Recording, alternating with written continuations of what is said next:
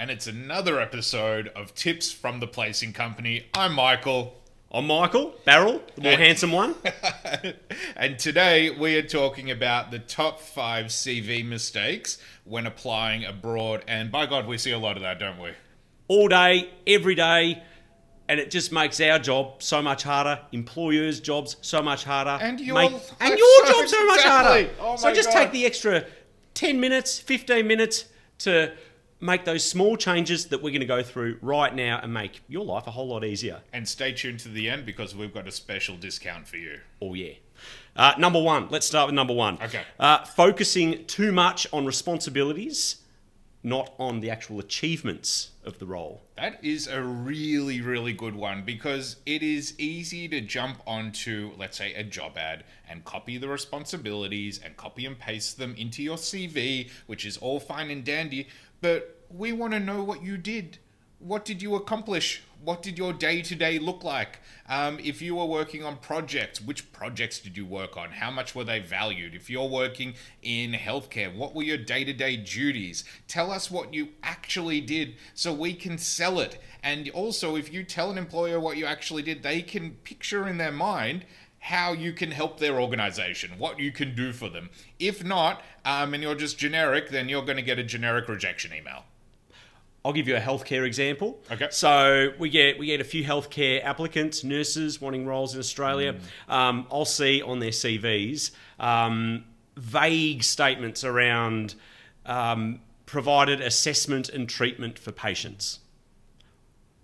Those are responsibilities, sort of. They're even vague at that, but that's what we get. What would be way better is if we get statements in the CV around competent in peg feeding, competent in nasogastric tubes, competent in like specific tasks that you can do. Or if you're applying for a leadership role, try and make it as, what's the word? Quantitative? Oh, that's a nice word. Thank you. Put in numbers, like what achievements that you made. So maybe you're going for a sales management job. Tell them what percentage of sales were increased that could be attributed to you in your previous role. Like, make it really direct in terms of what you achieved in those roles, what the exact tasks were that you did. That's the stuff that jumps out, not just vague terms. Back to my nursing example of I assessed and treated patients. Well, it's the same exactly in accounting as well. It's one thing to write manage team of juniors versus I managed a team of 10 and we achieved X amount of efficiency in particular tasks. Or if you just say project management of sales process, that's brilliant. But why not tell us the output of that? Project management of sales process, achieving 20% increase in sales in 6 months. That is attractive.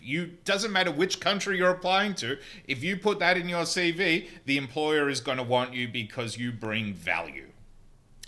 Number two, let's go to number two, including too much personal information. This is, it varies so much by country. And look, I know we have a lot of people watching us today from India, Pakistan, Bangladesh, Philippines, the Middle East as well. Hello to all our subscribers over in the Middle East. We know that it's pretty commonplace to put things like your height, weight, marital status, religion, those sorts of, that sort of information. In Australia, we're actually not allowed to have that on a CV. And so if you send that in as it is to an organization, chances are they are just going to rubbish it straight away because you're not familiar with the cultural norms and laws of the country you're applying to. And so for us, whenever we receive CVs like that, we have to essentially export it to Word, pull all that information out and make it nice and clean where it's just your name, the profession that you're going for, and your experience, your statements and all that sort of stuff. Because you're being assessed just as any person. It doesn't matter how tall you are, what your weight is, what your marital status is, anything like that, your religion. In Australia, that is not allowed to matter. Even sex and age. Yep, absolutely. They don't want to know it. And it can't be provided. So we've got some really strong workplace laws. We've got some really strong anti-discrimination laws. That's information that just can't be provided on a CV because what employers are obliged to do is to recruit on the merits of the applicant, not on the basis of sex or age or race, those sorts of things. So it makes a big difference. Yeah, and it's really just a bizarre thing to think about, that if you're putting in more information, you're actually doing yourself a disservice. You are going to be rejected from that job. They're not going to look at you. HR teams are busy, recruiters are busy, and they'll just think you haven't researched it properly, you're not quite ready for this sort of role. And so as soon as you pull that information out and just focus on what you actually do in the work, then you're at your best opportunity to get hired. Definitely. Number 3. Okay. Number 3, not giving enough detail about where you might have studied or worked in the past. Yeah, that's a really interesting one, especially in a country like Australia, a place like America, Canada. A lot of our hiring managers have never been to your home country. They're not familiar with your university. They're not familiar with the places you've worked. They're not familiar with your cities. And so how are you able to paint a bit more of a picture about where you studied? How large is that institution? Where's it ranked? Give us some sort of information about what you did and the quality of what you did. I'm really fortunate. I've lived in India for a good 4 years. I travel back and forth a ton, spend a lot of time in Nepal, other countries as well. When I sit down with an employer and I'm representing a candidate, usually I would have been to that university before or been to that workplace, and so I can give that testimonial. But if you guys are overseas and you're applying on your own and you just want to convey the message of where you studied and the quality of it, you've got to put in more information. You just can't assume that people overseas know what you're talking about. Just as in Australia, we wouldn't assume that, you know about all of our different universities. And like we have here, and I'm sure you guys have at home too, there are different tiers of universities. There's different prestige associated with them, different prestige associated with workplaces. It is your job to give the context and sell it. Make it attractive. I'll just add a couple of things. Dates. So some people, when they submit their CVs to us, or they submit their CVs to employers that we're working alongside, their CVs won't include dates. So date from their start date to their finish date of a previous employer. We won't know how long they've been working for that employer. Or they might just write the name of the employer and maybe the date, but they won't write the role, what role they were doing. And then it might be the employer and the role and the date, but it won't have anything about the tasks they did or the achievements that they obtained while they were in that role. All those things are really important. And if you've got any major gaps in your employment history, that's not necessarily looked down upon at all. Just explain it in the CV. Just put it at the bottom saying employment gap between X and X date, for this reason. I was reviewing a CV this morning. There was a gap of about 18 months, and it was due to COVID. Fair enough, no worries. But just put it in there, just so the employer and us, if we end up working together, that we know what happened there. Maybe you were busy raising a family. Perfectly fine. We just want to know what that gap in employment was. Yep, I definitely agree. It's your job to inform whoever's going to be reading that CV. It shouldn't be a mystery novel. It should just be a map for us to understand who you are and to get you on the phone or on a video call for an interview. That is the objective of your CV, to tantalize and excite the person who is meant to be employing you. And if you can achieve that, then you are absolutely golden. It doesn't matter what job you're going to go for. Before we go on to the next point, there's one other thing I want to add just around the amount of information that you put in your CV. 2 pages max. No more than 2 pages. We don't need a whole lot of white space in a CV, so you don't need to stretch it out in dot points over 7 pages at all. Put it all into 2 pages. 1 page is even better, okay? My CV, not that I use it much anymore, my CV is 1 page. And you can look at what I've done in the past, so there's a fair bit there to put in. It's 1 page. So 1 or 2 pages, just enough so the employer can glance at it, see the highlights, see what you're about, so that you can move forward in the process. If it's 7 pages, Too hard, they'll put it in the bin. Well, I think that's also where this whole chat GPT fad comes in, and copy pasting responsibilities from job ads and all those sorts of things. They take up a ton of room. If you talk about what you actually do and what you're actually good at, then all of a sudden your CV is going to get a lot shorter, but every word becomes really meaningful, and that's how you get hired. Be efficient. Number four. Number four. Yeah, we're already up to number 4. Counting well today. Number 4, overloading on jargon and buzzwords. Yeah. Turns out every industry is different, but you shouldn't presume that your audience knows what you're talking about. So what will likely happen is, if you're applying directly through a recruitment agency or something of that nature, you're going to have someone really generalist reading your CV before it gets to the expert at the organization. And so we'll probably go through a few layers of HR or recruiters, and then eventually it's going to hit either the chief information officer or somebody who's a team leader in that particular field. How are you going to get through each of those stages beforehand? And also the software that they use to filter out whether or not your CV is applicable in the first place and worth a human reading it. Definitely. And that means elaborating. And so I know in Nepal we have acronyms like PCL. In Philippines we have NC2. These sorts of things need to be elaborated on. Don't presume we know what they are. Especially if you're coming to a place like Australia, if we're talking about university level degrees, look at the ANSCO code, which is going to relate directly to the sort of work that you're going to do, and the type of university degree that's required, or college degree, or TAFE degree, vocational degree, whatever it is, and find the equivalent to it. It's your job to spoon feed the answers to the people who are reading your CV so you get through that door. Cannot tell you how easy it is to find that information online. And if you're not doing that bare minimum, it doesn't bode well for how you're going to be as an employee. And these are the sorts of conversations the recruiters have in their mind if they're having to search through your CV like they're going through a mystery novel. And they're going to be particularly critical of CVs of people who are coming from offshore, because they know that as an employer, they're making an enormous commitment in terms of sponsorship. At least for our employers that we work with, the goal is always permanent residency. So it's a long-term relationship that they're talking about, that they've got in the back of their minds. There's significant government fees that they need to pay to be able to sponsor you. So they need to make sure that they're getting the right candidate into the right role. So what you want to do is just remove as many red flags as possible, just to make the recruiter's journey a little bit easier to get you through.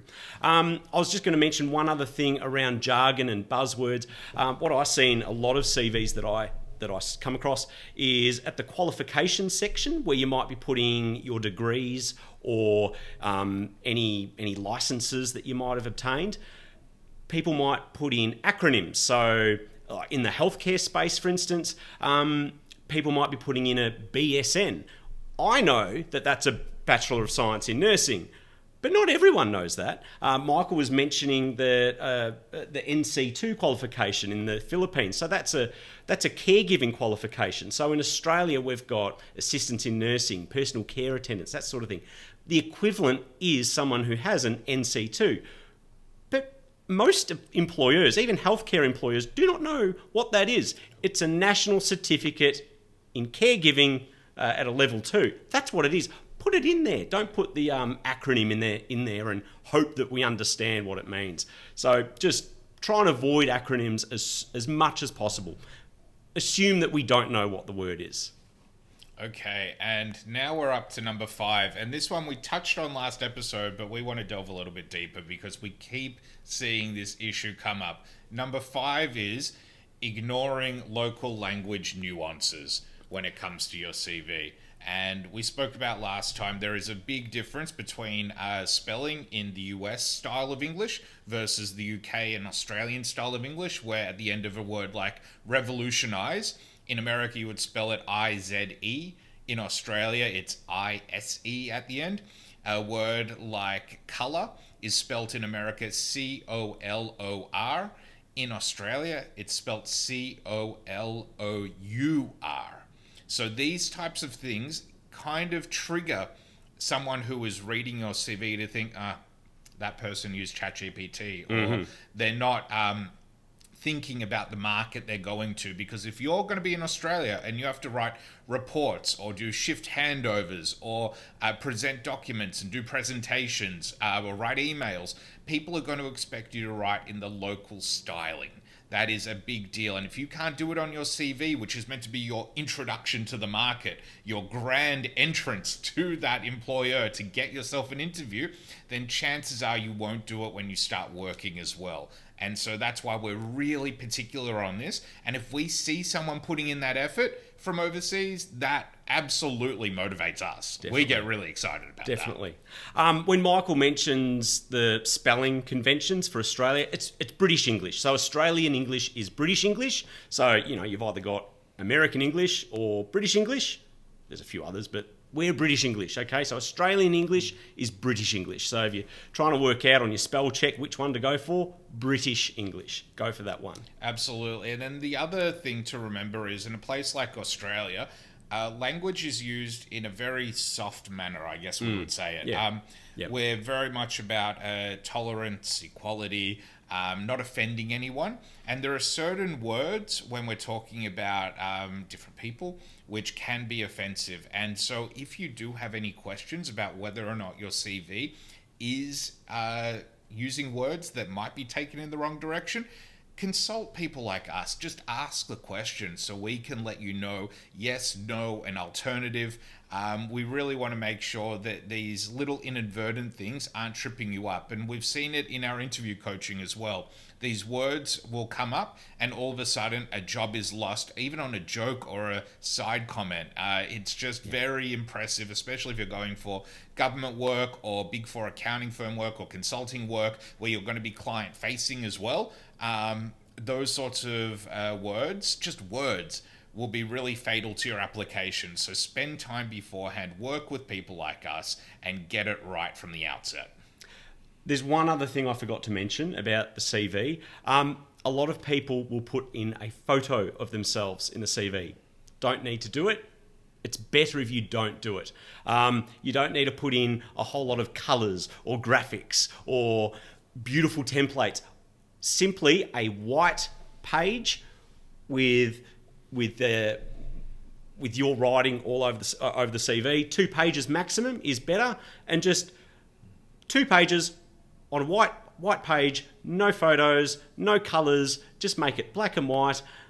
Use the headings and subheadings and dot points to make it readable, but that's all you need to do. You don't need to spend any time whatsoever on colours, on photographs and all that sort of thing. Yeah, I think that's really the point. It's all about the content and what you represent in there. Anything flowery outside of what is actually you and your experience just isn't considered, and it's a deterrent from interviewing you, really. And so just make it plain, make it simple, talk about what you know, talk about what you've done, and you will go really far. So just remember the 5 top mistakes we see: focusing too much on responsibilities and not achievements, including too much personal information, not giving enough detail about where you've studied and where you've worked, overloading your CV with jargon and buzzwords, and ignoring the local language style. And if you decide ultimately to join our group coaching program, we've got templates, we've obviously got coaching, we've got a ton of help in terms of getting this CV part right, because that's the first thing that the employer is going to see. And make sure you comment in the section below any questions you might have about CVs. We're going to look at those comments. We'll make a video with them later on as well and answer your questions directly. Feel free to reach out to us. You mentioned a special. You mentioned something. I did mention a special. We have a really big discount going on for our YouTube subscribers only for our group coaching session. Cannot wait to welcome you in. See the link below in the description. Hit like and subscribe, as well as notifications on for when our next video is coming out. And we'll be seeing you next time. Thanks a lot. Thank you.